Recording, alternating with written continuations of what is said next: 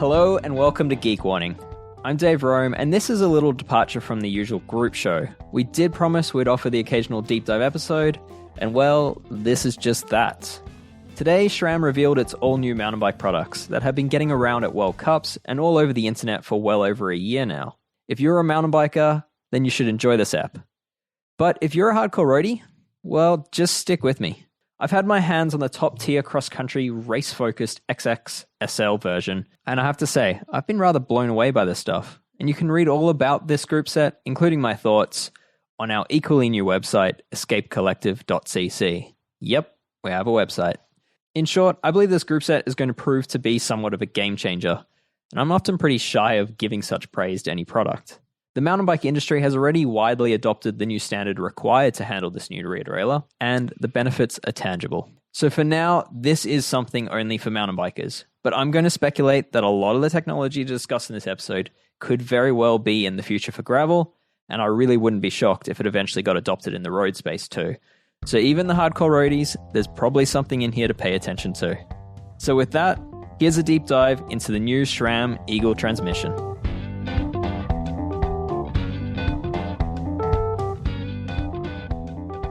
I've just been for a quick spin on some new mountain bike gear, and I'm sitting across the table overlooking a very sunny Sydney harbour with Lachlan McKillop.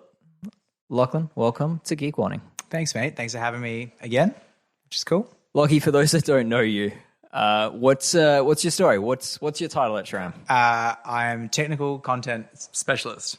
Okay. And I help with events. My background is training mechanics. Before that, I was a mechanic and a race tech for World Cup stuff overseas, which was cool. So mountain biking's in my blood, I suppose you'd say. Probably not my blood, but it's definitely what I like. The trail of mountain biking's in your blood. Yeah. Yeah. Okay. And definitely more that kind of gravity orientated stuff. Sure. Yeah. Okay. For those that don't know Lockie, spin that up on Instagram.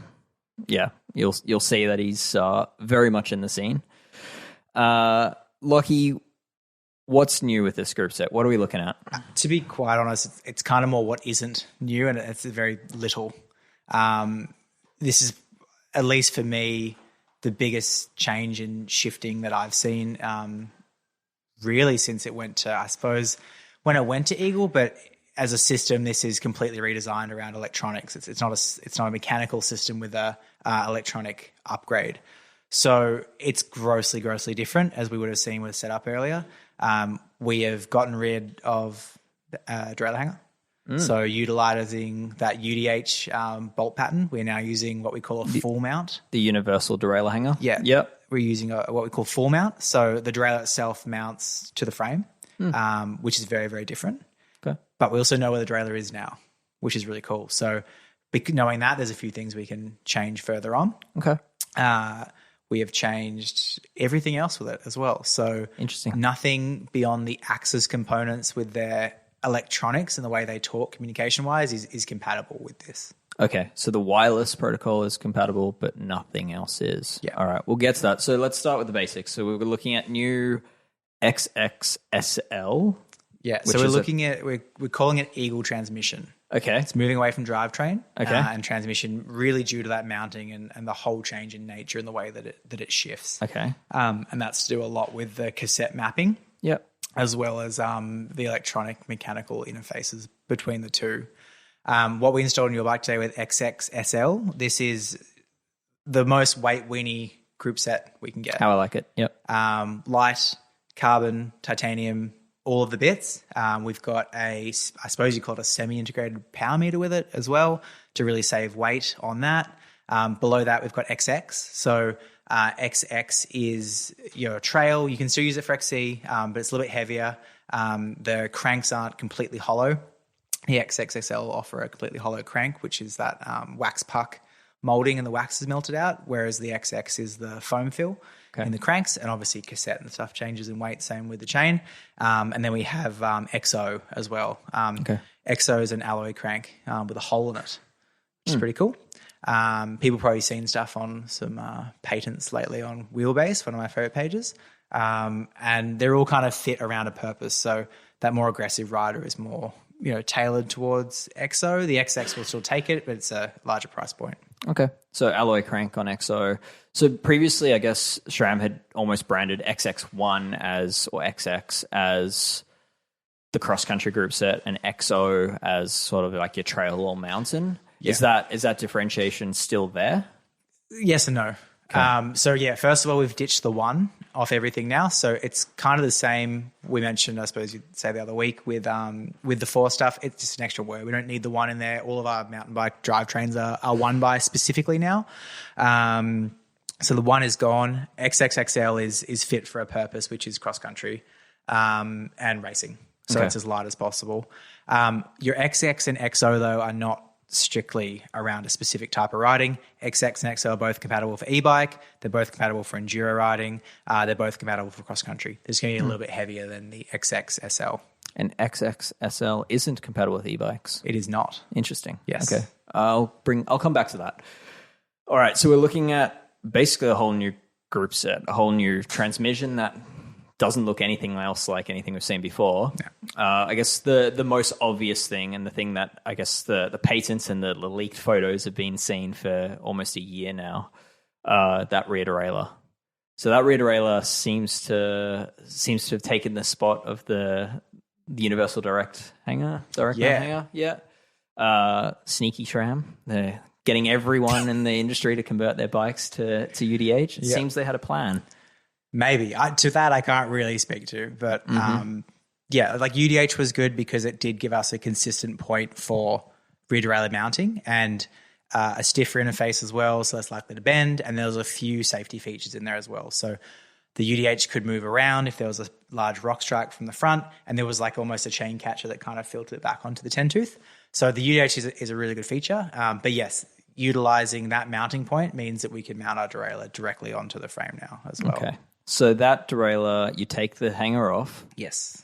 And the derailleur bolts on between, it basically gets sandwiched. It'll sandwich your frame. Or it is the bread to the dropout. Yeah, so there's 2 fillings. You've got the dropout, and then you've got that little red bushing we put in there as well. So that bushing's important because it does need to move around, which we did with setup. And then there's a knurled ring on the inboard side as well. Then you've got the derailleur, which mounts around that full mount, which wraps around the frame. And then the bolt will go through the middle. Okay. So through axle holds the wheel in, but it's also effectively holding the derailleur in place. It's keeping the derailleur in a fixed position. Yeah. And the derailleur itself is also bolted to the frame. So if you take your wheel out, the derailleur doesn't just fall off. Yeah. So in that tightening phase we did before, and when we just installed this on Dave's bike, we tightened the derailleur itself on there first, and then we tighten the axle to that. So there's no issues with taking the wheel off. Once that's set and set to the right torque, it doesn't move around. Yeah. The install was surprisingly simple. Like, you didn't have a lot of tools out for it. No. You install the derailleur with an 8mm. So same as the crank. 8mm tool for the derailleur. So a little bit different to the T25s or 5s that you've used in the past before, but it's same as the crank. So, we'd hope that most shops are using a torque wrench to tighten their cranks. It's the same tool for the back in terms of that torque wrench on there. What you'll notice with the derailleurs is the lack of other bolts on there. There's no limit screws. There's no B-gap bolt. Okay. All the setup is done with mounting it on the frame, and we've put that into 3 key kind of steps, which Chris Mandel would have showed you on that video. We've got prepare, where we get everything connected. We go and look up our chain length. We've then got hang, where we're mounting the parts, but they're actually loose. Yep. And then we've got tighten. Okay. So prepare is buttons and making it wirelessly torque shifter to derailleur? Yep. So we're pairing everything up. So if you've got just your derailleur and your pod shifter or any of the axis shifters, it's going into pair mode on the back. So it's that intermittent flashing on the rear derailleur, and then the really fast 6 little blips from each component. If you've got a reverb, it's the same process as before, and the rear derailleur is the master unit. So you start with that. Okay. And then sizing the chain. There's an app. You basically look at your chain stay length and then just cross-reference it on a chart, and then it tells you how many links to take off a brand new chain. There's 2 ways to get chain length. Yeah. The one we didn't get to see today because the app's not released is via the app. Okay. So you'll key in your bike model and it will come up with your chain length on there. Okay. The other version to that is what we did today, which is the chain length chart. And you'll go through and get your chainstay measurement and look in there while also looking at your chain ring size to get your chain length on there. Okay. There's no ifs, there's no buts. There are on like high pivot bikes, there is a sizing you can do like traditional sizing, which is around the cog and around the 52 at the back. Add a link on a 2x.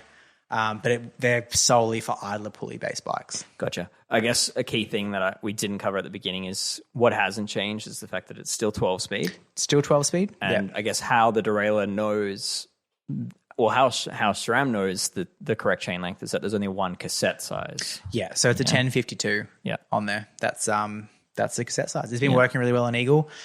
There is a change in those actual cogs themselves, and I'll try and look it up because I don't actually know them off the top of my head. But it's not the same ratios that we had on the Eagle, which had a big jump. It used to go 42 to. There's a 42 to a 52, and I'll just grab this up and have a quick look. Here we go, 52-44. So I've just got the cassette ratio here. So it's a 52, 44, 38, 32, 28, 24, 21, 18, 16, 14, 12, and a 10.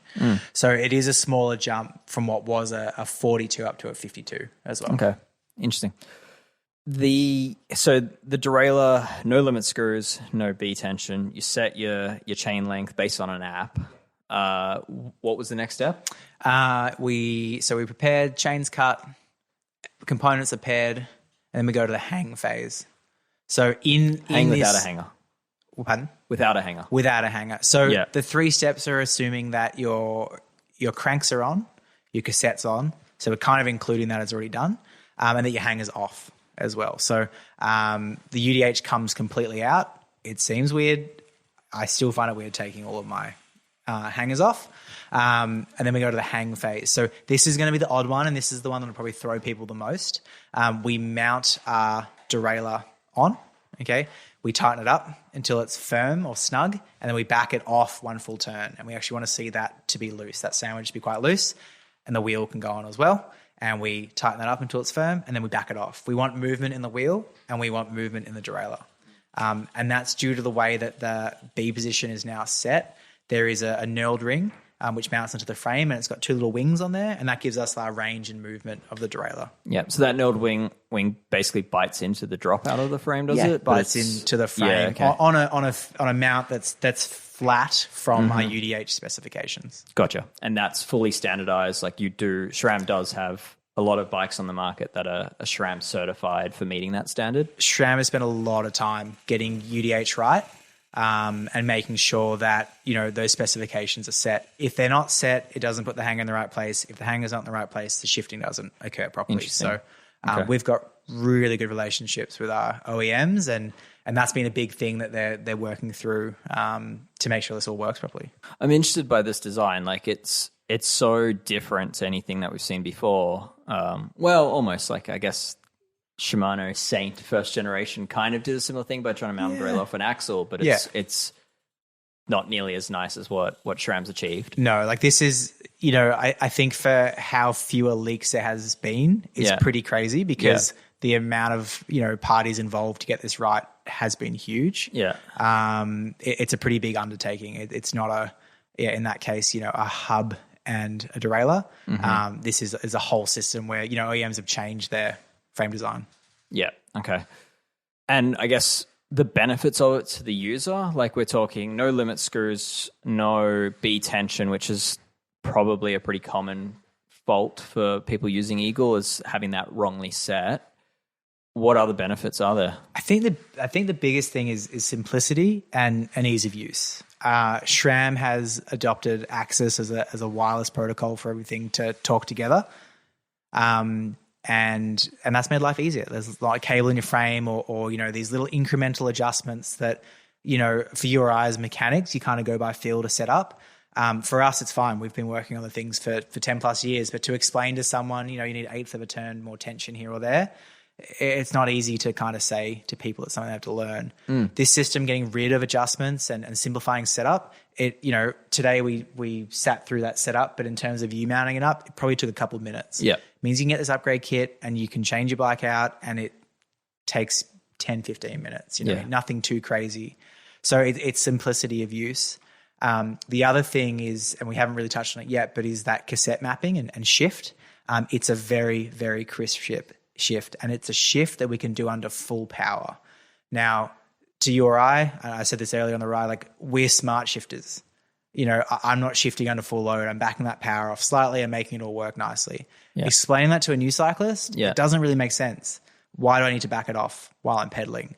Instead of us trying to educate people around that, we've made a system that you can just shift under full load. So simplicity and ease of use, I think, is the biggest parts of it. Yeah, like anyone that grew up in the day of a triple on a mountain bike probably learned how to shift out of braking chains, and eventually you learn not to do that. 100%. You know, and you know, one by is part of that process and evolution of simplicity, and this is just that next step. It gets people riding faster. I mentioned this on the ride. Like this is, as a group set, is the first complete system that's centered around electronics. So Eagle before was an upgrade kit essentially. So you could have your Eagle cassette, Eagle chain, crankset, and it was just an add-on to it. It was electronic shifting. It cut the cable. It didn't change the way that it shifted at all. There is specific mapping on the cassettes with transmission, and that'll align itself to the derailleur as well. So the derailleur, in a way, makes the choice, or it allows the shift to occur when those actual ramps are there in the cassette. When that's happening, there is quite a bit of overlap, I suppose you'd call it, in terms of it being on both cogs. And that's where you can put full power into the gear as you're shifting as well. Because it picks up from the back of the cassette as you're coming around. So exactly. Like the chain's already connected on before at the first point of shift. Okay. Exactly, yeah. I guess that mapping's quite interesting because you've got one setup cog basically in the middle of the cassette, which is like, I guess, identified by this red ring around it. Yeah. So for 90% of bikes, you're going to be setting it up in that red cog. Mm-hmm. There are situations that's outside of it, but the app will tell you where those positions are. But for most bikes, it's in the setup cog. Okay. There's a little red, I think it's plastic. I actually don't know what material it is, but it looks plastic on the inside that will show that. And that's the 6 cog from fully outboard. So 5 clicks in your derailleur and it will move up. From the box, brand new, it'll be in the right position as well. Interesting. Okay, that's pretty easy. And it's all the teeth of the cassette except for that setup cog are actually a narrow wide, where they have like alternating narrow and then wide tooth pipe, like not too dissimilar like your X-Sync chainrings. Exactly. That are narrow wide front chainring on a 1x drivetrain. Yeah, so that allows for, you know, that better contact of the chain and the cassette, especially under full load as well. Okay, interesting. All right. And those cassettes are traditionally, like, I guess at the top end level, SRAM cassettes have been machined from one piece. Yeah. That's a change. They partially are. Yeah. And it depends from cassette to cassette, but the lower portion is still machined from steel. But you'll find the upper cogs, there are more aluminium pin cogs to a spider on there as well. Shaves the weight quite a bit on it. Okay. All right. Shaves the weight, and I assume is probably potentially less wasteful in terms of manufacturing processes? I'd say so. Like, you know, if I don't know if it's publicly online, but I swear I've seen it before on some website. But the way those ectodome cassettes are produced, like it's literally a chunk of steel. Yeah. And they're expensive because they take, I think it's like 16 hours to produce, like something crazy. But yeah, there's a lot of material when you look at the original block to what is left. So it's definitely less wasteful with that production. And with AI, like robots are demanding higher pay now, so it makes sense that you want to utilize them for a few hours. 100%, yeah. Yeah, okay. Good stuff.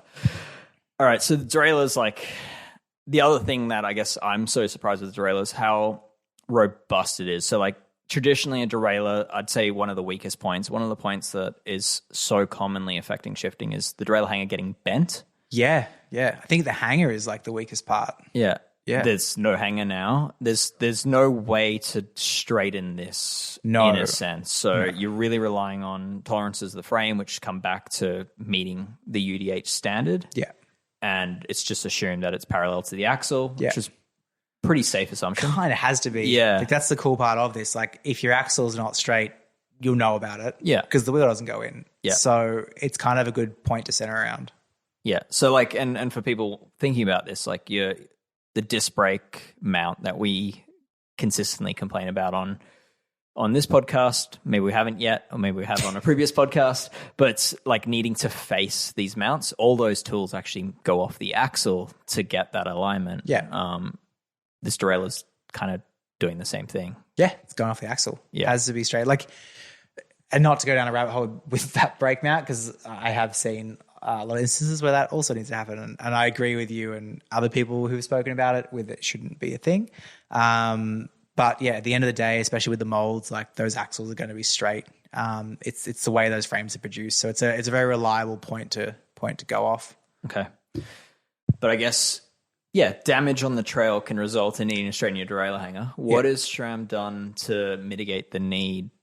Well, it's a stiffer interface that, in the first place. So it doesn't bend. Your frame doesn't bend. It's the first thing I thought of. As soon as I was like, there's no hanger, it freaked me out. You know, what's going to happen to my frame, et cetera. And now look at you just joyfully showing me that you can stand on your derailleur. Exactly. Your derailleur body. You know, Dave went and rode his bike and came back and I'm standing on top of the derailleur. Like it's a really strong interface between that frame. Yeah. It's a weird place to hang out, but it's super weird. And that's the first time I've done it on my personal e-bike. I've done it on other bikes that aren't mine and are works. But it's super robust. It's not just a gimmick. They are robust, and I can't really speak to it a hell of a lot more really than that. But, you know, there's countless hours of testing. And if everyone watched Nino racing at Worlds last year when he literally fell down on the drive side and got up and still raced, he was on that group set. And that's the only reason he was finishing that race, because he didn't have to deal with a bent hanger. Yeah. So there's some other safety features. What's the feature called where you hit your derailleur with a hammer and it moves inboard? That's also my personal favorite on my personal bike to look like it's damaging. It's still got the same overdrive clutch in it. So when you do hit it, the derailleur will hit out of the way. Yeah. That did traditionally on a hanger system save the hanger a lot as well. And I used to hit my bike with a hammer, and in the stew courses I taught a lot. Never straighten the hanger, because it takes the force through, not into the motor, but away from that. Stu being? SRAM Technical University. Okay, not a course for Stuarts. No. Okay.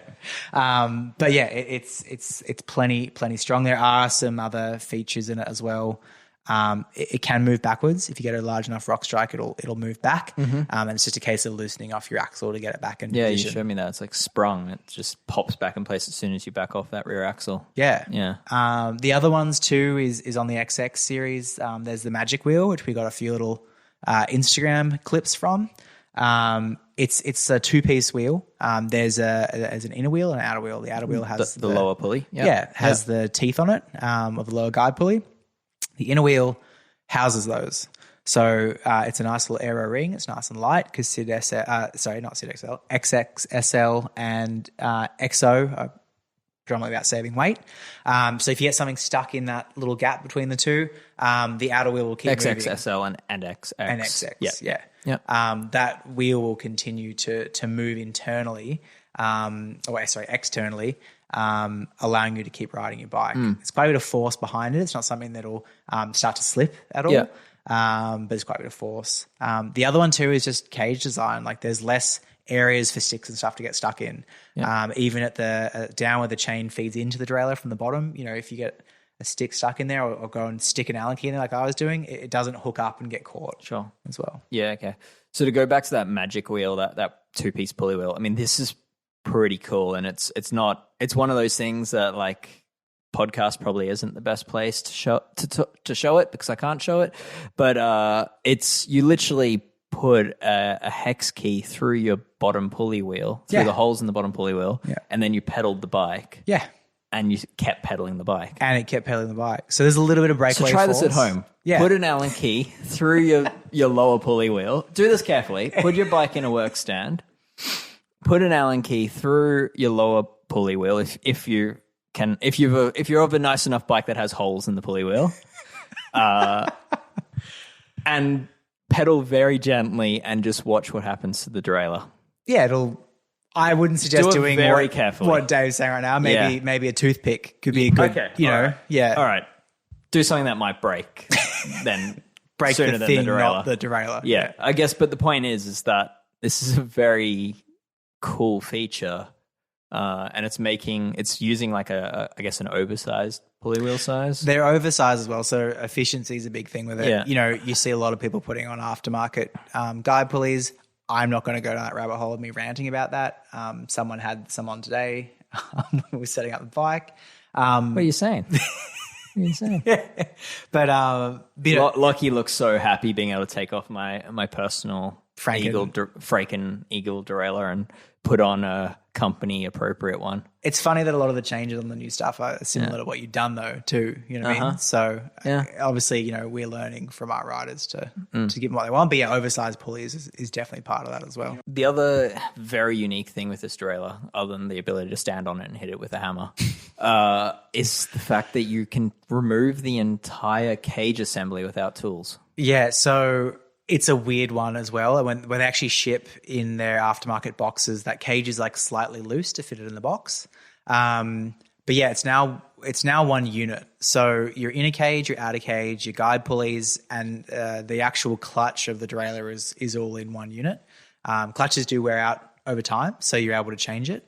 And they literally screw up toollessly, like just by hand. So you rotate the cage the opposite way to what you'd cage lock, and it will undo itself, which sounds scary, but the chain's always holding it in place. So it'll never do that when you're riding, which is really, really cool. Okay. And they're all interchangeable. So it's the same architecture or design between XXXL, XX, and XO.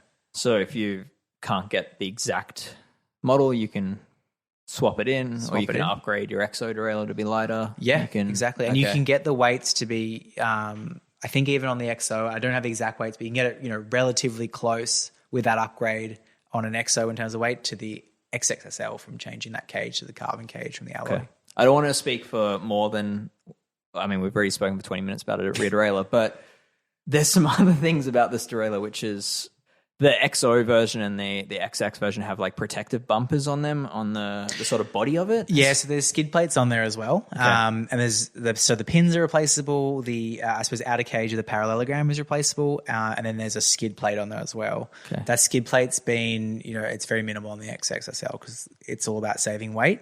You know, but myself, like I smash my derailleur into things all the time, and they just always look really crappy after a couple of weeks, especially on an e-bike. I just don't care when I'm actually riding it. But you can change all those skid plates, the outer plate, the pins. So it's definitely the most repairable or replaceable parts that I've ever seen from Axis, and I've actually ever seen from a derailleur with SRAM. It's almost in line with the ETAP. That's not the ETAP. The 22 shifters of early on, where you could replace the internals of a lot of them. Yeah. Okay. So you can replace the entire cage assembly, which has the clutch built into it. Yes. You can replace the, what were you calling it? The parallelogram plate, I guess. Yeah. The outer plate of the derailleur. And then there's the bushing that the whole derailleur mounts the frame with. Yeah. With the friction plate, I guess, is it? Yeah, the knurled ring plate or the that's replaceable. That's replaceable as well. Interesting. Okay. Yeah. So the only thing that's not replaceable is like the actual metal body of the derailleur. Pretty much. The one you stand on to show your friends how strong your new derailleur is. Yeah. Okay. That's it. Interesting. All right. Let's move on from the rear derailleur. We're not going to go too far. Let's talk. So the cassette has all those shift ramps, the narrow wide. There is a new chain. Yeah. There is going to be, I would say not confusion, but a good opportunity for us to educate with those chains. So I was surprised by this. Yeah, they're called T-type. It has the same aesthetic as flat top, but is not a flat top chain. So flat top being the one that was introduced with SRAM 12-speed road. Yes. Yep. Yeah. So flat top stays for flat top, stays for road. Yeah. For mountain bike, it is T-type, and you need to stick with that specifically. I don't have roller measurements. I have reached out to ask. I'll get an official answer on there for you. But just to see exactly what all the differences are. Yeah. The way those two chains function is very different. The road chains are designed around a 2x system, which is transferable to 1x. This is 1x dedicated, and it does have a very specific cassette. So it's going to align to that. So it's T-type. The chain rings are now T-type as well. The cassette is T-type. So this is what I said before, nothing crosses over from Eagle Axis drivetrain into the transmission. It is specific. So you can't run the older cassettes, you can't run the older chains, you can't run the older chain rings. Okay, interesting. What about cross compatibility? You say the chain is not the same as flat top road. So does that mean cassettes and chain rings? Well, obviously cassettes aren't compatible because this derailleur has to have a 10 to 52. Yeah. What about chain rings? The 1x rings are compatible with the road. Yeah. All right. So you can take a Explore chain ring.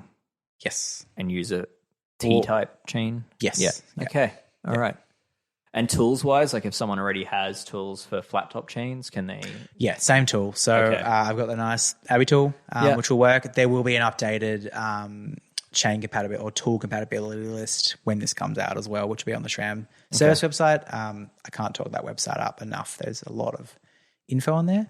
But yeah, it's the same compatibility with those flat-top chains. All right. So it's probably just me worth adding a little geek warning of just make sure that using a correct chain wear tool on this, because it isn't a regular chain wear tool. It's Where's a big one? Yeah, it's the same as flat top chains. I'm assuming it's the same as flat top chains. It has a slightly oversized roller compared to a traditional bicycle chain. So it's your old chain wear tool probably is going to give you false readings. I use the Park Tool CC4. Yep. There is a whole list of compatible chain checkers Pedro's makes one. Park Tool makes one. Shimano chain tool in theory probably works. Yeah, if it's on the list, I know before. SRAM makes one. There was a Shimano chain breaker that worked. I'm pretty sure on that tool list as well. Yeah. So if that tool works, the TL29, whatever the brand is, as everyone would know off the top of their head, we'll chuck it on. Yeah. All right. So chain's new. There's obviously different levels of that chain. You get the full hollow pin, hollow plate for the XXSL. XXSL is all the things taken off. So it's got hollow links, it's got hollow pins. More air than metal. Yeah.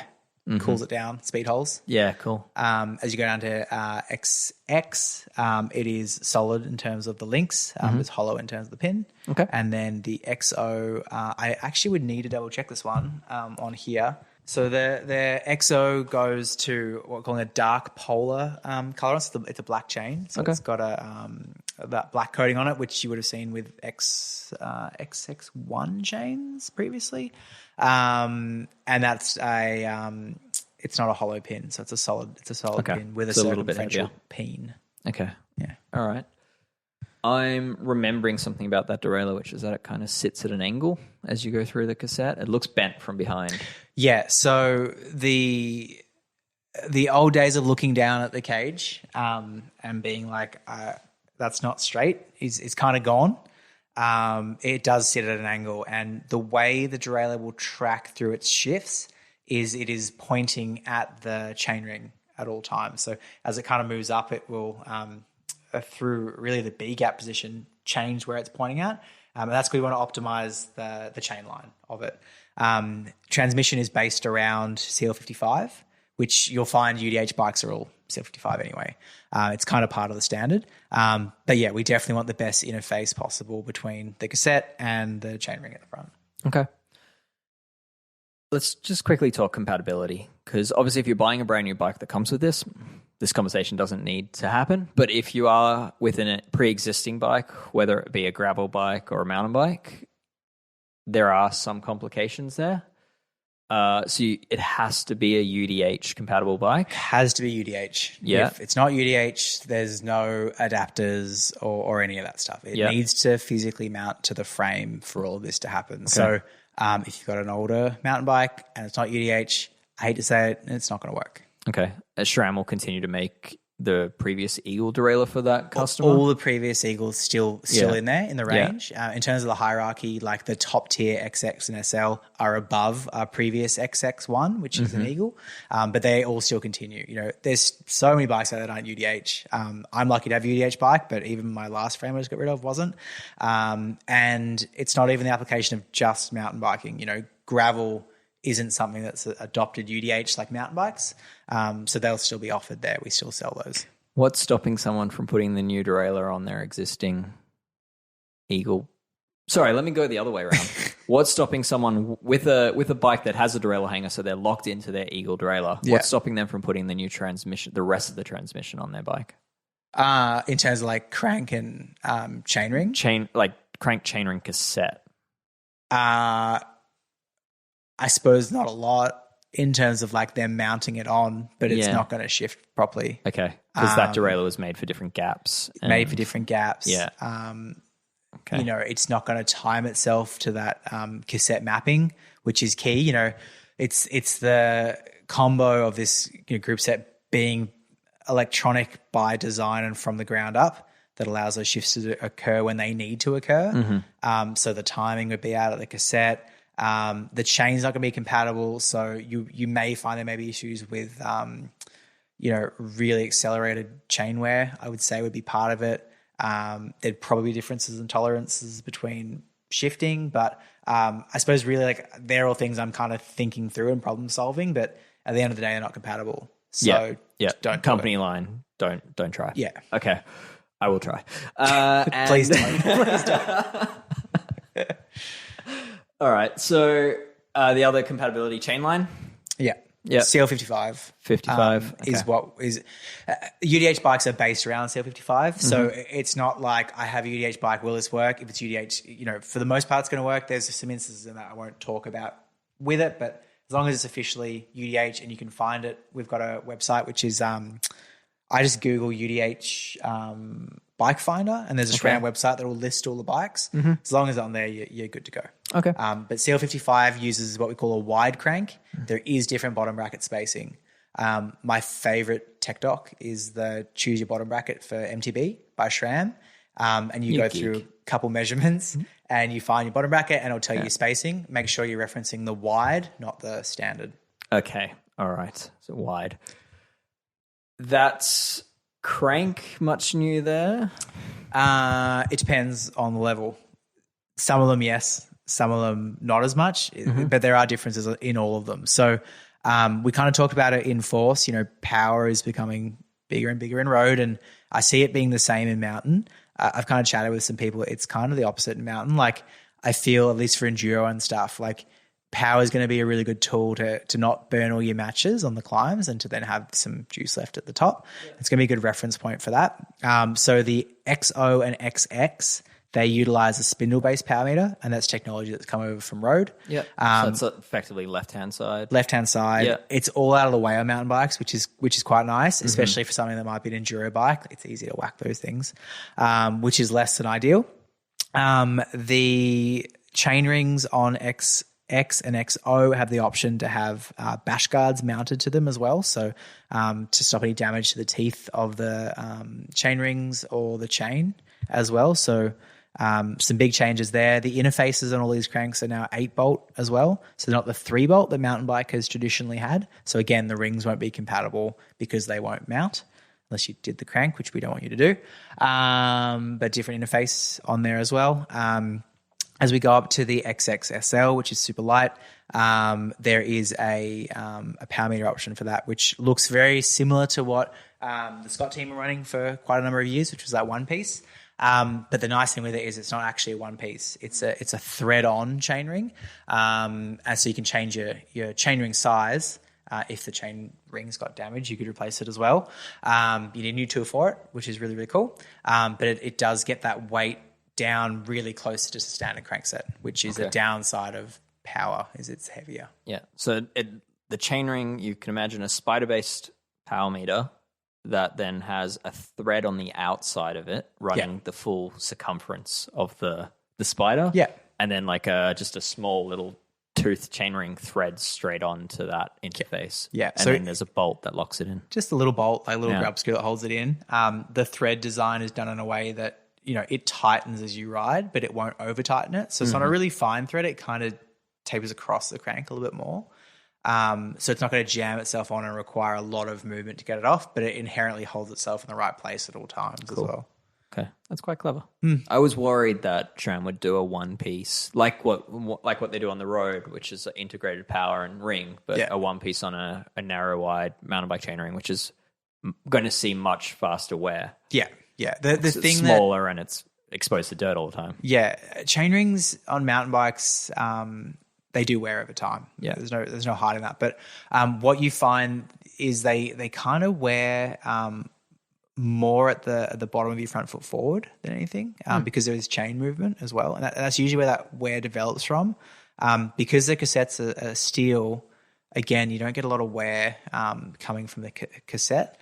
So they do wear out over time, but it's usually a different way to road. It's not usually from elongation. It's usually from things slapping things. Speaking of that chain slap, that's a complaint I've personally had with previous gen Eagle, that I at times could feel the clutch wasn't as strong as I wanted it to be, especially as you got down the cassette block. Yeah. Is that different now? It is a more consistent process with the clutch. That being said, though, and I see a lot of stuff where people are like the clutch isn't doing what it's meant to be doing. And then, we test those products and it is doing what it's doing. There is a little bit more noise, I feel, because of the way that derailleur kind of sits on the older style ones. There's no cable kind of locking it in place. But I feel a lot of it just comes from chain protectors just not having enough kind of cushion on them. Clutches can wear out and they do wear out over time, but I don't think it's as wide a spread as what the internet makes out. I usually feel there's something else that's causing that noise. Yeah. Yeah, okay. What's new with the front derailleur? There's no front derailleur. Oh, okay. It's one line. Yeah. Classic joke. Let's talk about that shifter. Yeah. So the shifter's gone through. It looks nothing like the previous shifter. It looks nothing like a previous shifter from anyone, really. No, like I feel this one. I feel the older controllers really tried to mimic in a way what a shifter would look like, and maybe that's to help ease people into electronics and not freak people out. And there was a nice little change with the rock from the rocker to the can't remember what the exact word is for it, but that newer style shift paddle. Which I quite liked. And to be honest, I had no qualms with. But the pods are grossly different and they'll give you a lot better position on there as well. And I think as you were saying the other week when we first talked about this, you couldn't really get the right hand position with the previous shifter. Yeah, with that rocker. Yeah. So this adds for a lot more options. So what we put on today was the matchmaker combination. But there's also the infinity clamps as well, which you'll get to really dial things in. So an infinity is just a bar clamp, effectively. Yeah, just a bar clamp. Yeah, a really cool name for a bar clamp. The pods are completely ambidextrous, so they're the same for both sides, and they can lock in and out. So there's not two different shifters or two different controllers, I should say, anymore. There's now just the one. You just swap it around, and there's two buttons on each side. You can program those in the Axis app. It's probably good to program your reverb post in there, unlike I didn't do with Dave's bike today. Yeah, I'll add the dropper back into the mix. But it just gives you more options for placement. We have the matchmaker on there. When I rode your bike, it was actually perfect for me, and that's where I'm going to set up mine. Wasn't perfect for you, so we're going to go with the infinity clamp option. You can play with it. There's quite a few different axes of change, so you can move the clamps inboard and outboard like you could traditionally. You can also pivot them up and down. But then the actual controller also pivots in its little mount as well. So you can change the angle that it faces you at. Yeah. Change the angle it faces you at. And then the buttons are changeable as well. Buttons are changeable. So there's a concave and a convex. They'll ship with a little red tab, which we found out today had adhesive on it. So once you figure out which button you like, learning on the go, pull it off and then it'll stick on. Yeah. Yeah, those buttons are pretty neat that you can sort of interchange them, I guess. It's a nice little customization for shifter. It's not a pain, but if you had an issue, to be honest, I actually haven't seen any issues with the older style shifters at all. But you can just swap them around, which I think is really cool. So you're not dealing with two different part numbers and SKUs and all that kind of stuff. Okay. Let's start wrapping this up. So can you give us a summary of the three tiers and what happens at each tier? Yep. So I suppose we'll start at the bottom with EXO. So EXO alloy crank, slightly more cost effective in terms of coatings and all that kind of like to keep the price point down. The same function in the way it's going to shift. So there's no different in the function. That's why the cages are the same, the motors are the same. It's just the materials around them that change in terms of weight. So EXO is going to be the heaviest out of them. I don't have the weights.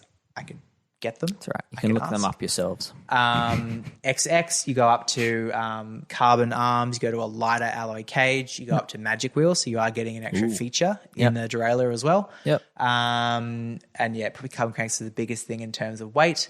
And then when you go to XXXL, that's when you're up to carbon cage and even lighter weight magic wheel on that. So it's got a little polished metal internal on it as well. A lighter crank, lighter power meter. You can put that power meter on XX if you wanted to as well, if you like that. I'm going to personally be doing that on my acoustic bike. Cool. But yeah, XXSL is dedicated XC, so it's not for e-bike or any of that. XX and XO, they're e-bike compatible. And it's wear components that probably have increased wear as well, at least for the cassette maybe? On the XXSL? SL, yeah. I honestly don't know, to be fair with you. Yeah, I'd have to check. Because there's extra aluminium pieces to the cassette versus steel on the others. Yeah, as you go down, there's more steel cogs on them. Yeah. So in some ways they'd be more durable or fit for purpose, I'd say, with e-bike. With that XXSL not being e-bike compatible. It's not designed around like my Lever out there putting 600 watts consistently through it for racing 100%, but not to the torque levels of an e-bike motor.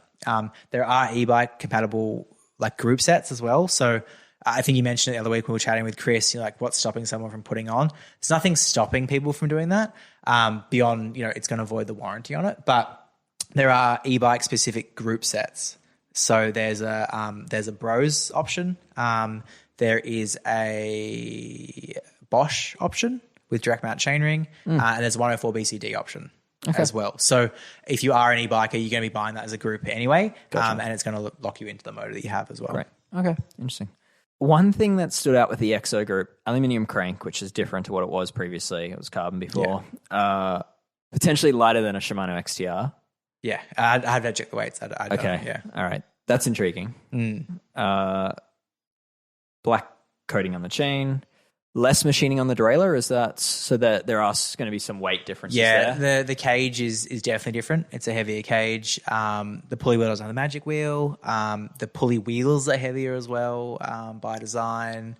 And I'd have to check the rest of it in terms of what changes, but I'm sure there's differences in the skid plates and all that beyond aesthetics. Yeah, okay.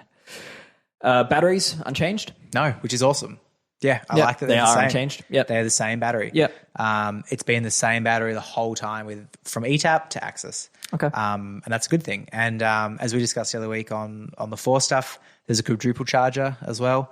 So anyone who's, either buying a bike when this comes out with it, which might have flight attendant and a post, or like me who has flight attendant, you can charge all 4 batteries at once, which is nice. I'm making space on my wall for one of those. Have you ridden it? No, I mean the quadruple charger. Oh, the quadruple charger. Yeah. I think making room in your wall for a flight attendant bike. No, I think the quadruple charger. Fair enough. Flight attendant is interesting, but I think for now, I mean, that's very much in a space I don't tend to ride a lot of. It's in the enduro space and the gravity space. Yeah. And, I think one day if RockShox and SRAM were to trickle that down into the weight weenie space, then yes, that would be cool. Then I will remove other bikes from the wall in anticipation. All right, let me ask a few potentially tougher questions. Cool. Do you think the market's ready for this? Are there enough bikes on the market that have converted to UDH? Are there enough consumers on the market that have converted to bikes with UDH to be doing this? I personally can't speak from the OEM side of what bikes have been sold because I just don't know. And Dave Evans, who was here before, would probably have a lot more numbers on that. Is the market ready? If you've got a UH bike, I think yes, it's going to be an educational thing. I think there's so many benefits from this group set that, for the avid mountain bikers out there who, just want to ride their bike more, 100% I think there is. They are top tier groups. They are not cheap group sets. Yeah. We still have the existing products in that line for that reason. I think it'll just take a little bit of time. People get their heads around stuff, but I think, more and more, especially this season with it, being announced, it'll get proven through racing. It'll get proven through people. Yeah. I personally believe that most of the sales for this will come from complete bikes to start with, but I think the riders who are on UDH already, will definitely be interested. And I guess that take up to UDH, I mean, SRAM's been very successful with getting manufacturers to get behind that standard in years past. It's 2 to 3 years now that we've barely seen a new mountain bike hit the market without one. Yeah, like most bikes are adopting it. It's standardizing chainline. That chainline's more optimized around boost as well. At 55 mil, there's a 52.5 before. So it's working a lot better for chainline. It just means it's easier for people to get parts, you know what I mean? And you were in a shop for a while too, the old Wheels manufacturing poster on the wall. I literally made a meme about this when it came out. This got rid of all of that, you know what I mean? And it makes things simple. And hangers, again, are a hard thing to explain to consumers. Like, oh, sorry, we do have 1 million of these in the drawer, but this is specific to your bike. It doesn't really make sense. So, yeah, I think the adoption of that has been through, getting riders back on their bike faster, and that's why it's been adopted so well. How does SRAM sleep at night knowing that they're probably going to put deraillhanger.com out of business? Probably pretty well. I don't know. All right, Lockie. So I guess to wrap up, 3 new transmissions, replacing or superseding, I guess, the previous stuff, or is it in I addition think to for now? Evolving and in addition to, we mentioned before adoption of UDH. There's a lot of bikes out there that have been made before the last 3 years, and none of them have UDH, so they're still going to coexist. Probably the question that you'll only give me a smirk for, but is the fact that some of the latest gravel bikes, the fact that they're adopting UDH, a sign of things to come in other spheres of cycling? I'm smirking, but I also don't really know the answer. Like that would definitely be like an OEM side of things, but this is compatible with anything that's Axis that has UDH. So mountain bikes, what we're launching with, if a gravel bike has UDH on there, and you're running Axis controllers, it'll still work. So the big buzz thing this will be mountain bike, but it's not just focused around mountain bike. Okay, so it might not be necessarily a sign of what's to come on the road. It's more a sign of them allowing compatibility for a mullet setup with this new stuff. Yes. At least for now. Yeah, that's all I've seen and all I can speak to. Okay, all right. Well, I might wrap it up there. Thank you for walking me through all that. No worries. And I'll hopefully by the time this launches, I might even have a website to write about this stuff on. And if that's the case, then I will be sharing my thoughts on it. So do check that out. Perfect. Lucky, thank you. No, thank you. Have a good ride on it.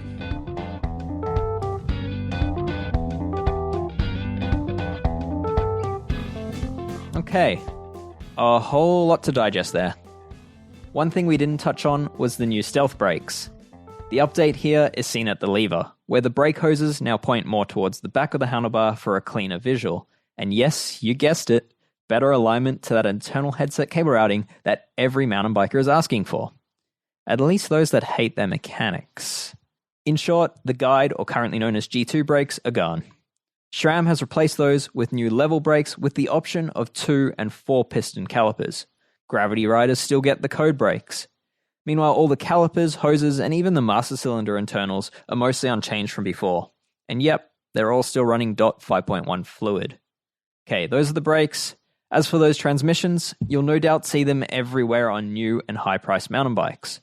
They'll also slowly trickle onto gravel bikes, with the likes of YT and MB already offering comparable frames.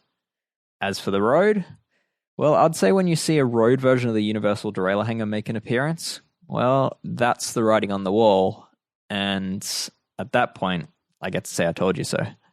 If you're keen to see what these new parts actually look like or how I got on with them, well, we have their website, escapecollective.cc. You don't have to be a member to read the article, but being a member will let you comment, show your support for all the work we do, and remove the paywall that you'll surely hit once you've read a handful of our articles. We'll be back in just a few days with the regular group show. Until then, perhaps check your derailleur hanger straightness.